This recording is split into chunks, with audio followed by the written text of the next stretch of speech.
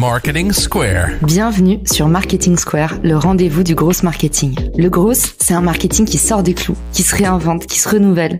C'est aussi un mindset qui repose sur l'envie de se dépasser, de se détacher de ses opinions une bonne fois pour toutes et d'apprendre en continu. Si tu te reconnais dans cette description, que tu sois débutant ou expert, abonne-toi. Ce podcast va devenir ton meilleur allié.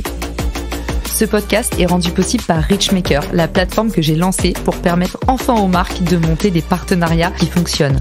Identifier un partenaire stratégique, faire le plein d'idées de partenariats et surtout performer ensemble et collectivement. Si cette vision vous parle, rendez-vous sur richmaker.com et bon épisode. Bienvenue dans ce nouvel épisode de Marketing Square. Comme chaque lundi, on décortique un secret marketing. Vous le savez, cette mini-série est dédiée à la création de contenu. Comment créer du meilleur contenu, du contenu qui engage, du contenu qui se fédère et du contenu qui marque et qui se remarque.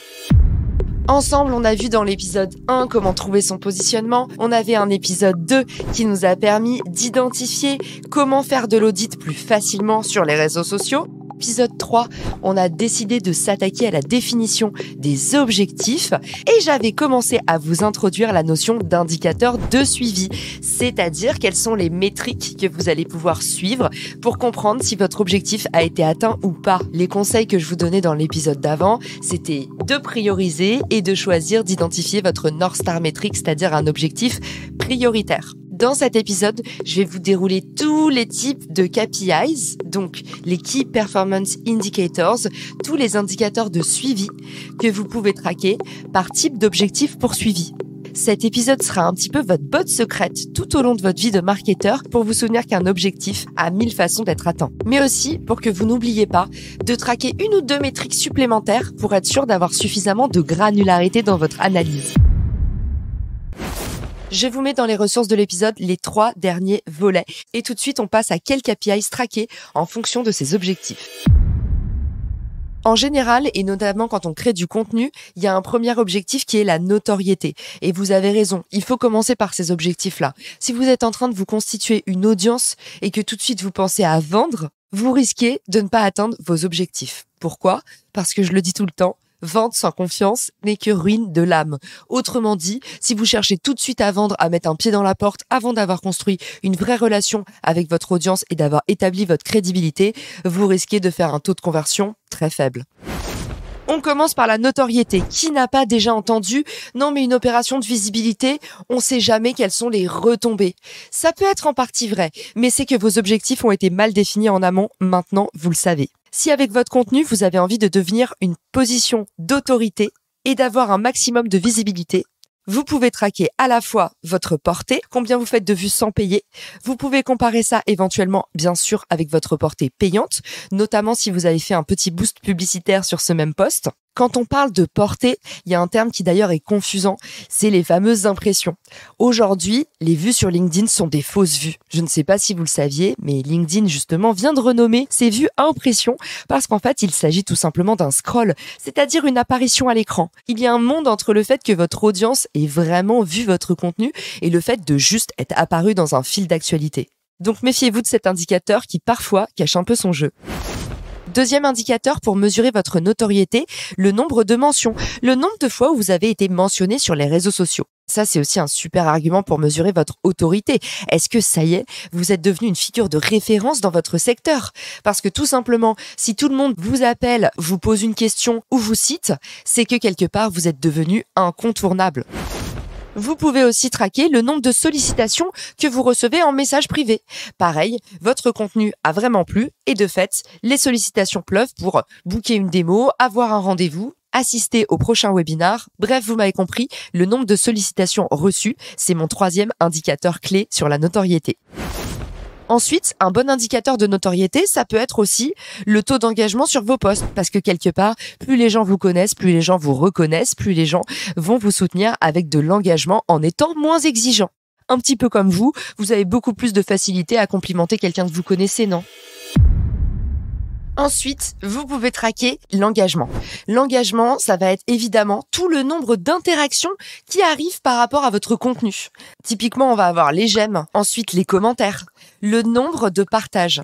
Le taux de clic sur vos publications. Et ici, par exemple, LinkedIn ne nous permet pas d'obtenir ce chiffre, mais vous l'avez sur d'autres réseaux sociaux comme sur Instagram. Le taux de clic sur vos liens. Ça montre qu'il y a un vrai intérêt. Le petit outil pour faire des liens traqués en un clin d'œil, c'est bien sûr Bitly, bit.ly. L'application Chrome vous permet en un clin d'œil de générer des liens traqués à partir de n'importe quel site. En gros, vous allez sur n'importe quel site, vous cliquez sur votre application Chrome Bitly, juste en haut de votre écran, et paf, il vous génère un lien traqué. 6e indicateur pour moi, le nombre d'interactions totales. 7e indicateur, quel est votre taux d'engagement? Le taux d'engagement, c'est la métrique la plus utilisée, la plus suivie sur les réseaux sociaux. C'est un excellent indicateur. Il mesure le ratio entre le nombre de personnes qui ont vu votre publication et le nombre de personnes qui ont interagi. Autrement dit, c'est un peu votre taux de conversion version contenu. Le dernier indicateur, c'est que vous pouvez aussi traquer le taux d'évolution de ce taux d'engagement. C'est-à-dire, mon taux d'engagement était de 5.1 le mois dernier, ce mois-ci il est de 7.2, et j'ai eu une augmentation de 41%. D'ailleurs, félicitations, ce serait pas banal. Ça arrive souvent parce que, en création de contenu, on arrive à percer le plafond de verre. On a fini de parler de notre 2e pilier, l'engagement. 3e pilier, on a l'acquisition. Ça, c'est un petit peu votre pilier préféré. Quand on a un objectif d'acquisition, c'est tout simplement aller toucher des nouveaux clients.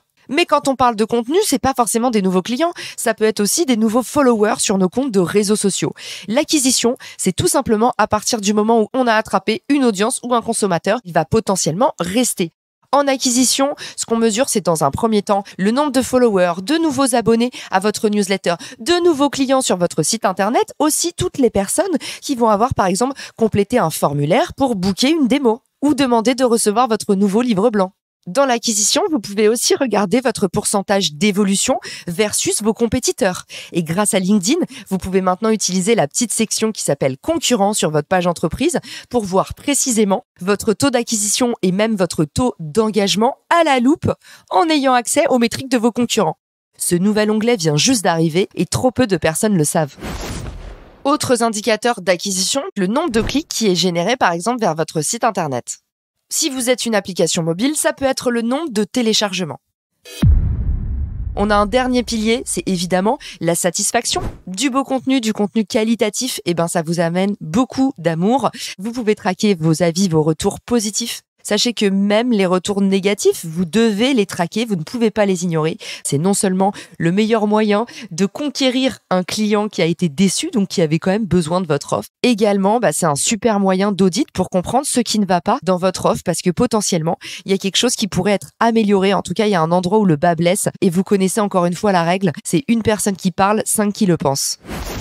Ensuite, on a différents indicateurs. Ça peut être par exemple le NPS, le fameux Net Promoter Score. Ça peut être le nombre d'étoiles que vous avez reçues. Par exemple, pour moi sur Apple Podcast. N'hésitez pas, si vous aimez bien ce podcast, à me laisser un petit avis, 5 étoiles sur Apple Podcast ou sur Spotify. Ça, c'est ma North Star métrique à moi sur le podcast. Merci. Plein d'autres indicateurs de satisfaction sont possibles, notamment le taux de réponse moyen dans votre chat qui est affiché par défaut. Vous pouvez même aller jusqu'à analyser le taux de sentiment dans les messages qui vous sont envoyés. Autrement dit, si vous recevez des messages élégiaques, comme moi, mes petits avis sur Apple Podcast, qui me vont toujours droit au cœur, vous pouvez vous dire certains avis positifs pèsent plus que d'autres. Dernier indicateur que vous pouvez traquer dans la satisfaction, c'est la fidélité, la rétention, peut-être le nombre de commentaires laissés par la personne par mois. Combien de personnes dans votre communauté sont un peu des hardcore fans ? Voilà, j'espère que cet épisode vous a plu. Je me suis éclatée à le faire. Et pourtant, Dieu sait que les KPI, c'est pas toujours un sujet facile. On se laisse avec mes derniers avis sur Apple Podcast qui me vont toujours droit au cœur. Marie-Laure qui était invitée dans le podcast et qui dit « Et si tu n'existais pas, c'est simple Caroline, si tu n'existais pas, comme dirait la chanson, il faudrait t'inventer. » On a aussi Gaoming qui avait déjà laissé un commentaire. Caroline, j'adore l'épisode 149 et tu peux mettre dans ton journal de fierté que tu m'as accompagnée tous les matins sur ma route du travail et tu rends ma journée géniale. Merci. Merci beaucoup, Mine. Ensuite, on a Marlene qui dit « Je surkiffe ton podcast. Je me lance sur Insta et YouTube alors je me régale avec des infos. Merci pour ton travail. » Ce mois-ci, c'est Marlène qui gagne le dîner. On va dîner ensemble quand tu veux, Marlène, sur Paris dans les prochains mois. Et puis, n'oubliez pas, ce sera peut-être votre tour la prochaine fois. Laissez un petit avis sur Apple Podcast. Si vous n'avez pas d'iPhone, vous l'empruntez à votre mari, votre sœur ou vos potes. Dans tous les cas, chaque voix compte. Je vous remercie de votre écoute. J'ai hâte de vous lire sur les réseaux sociaux et je vous dis à très vite dans le podcast. Ciao! Si cet épisode te plaît, tu peux le partager en me taguant ou lui laisser 5 étoiles sur Apple Podcast. Marketing Square.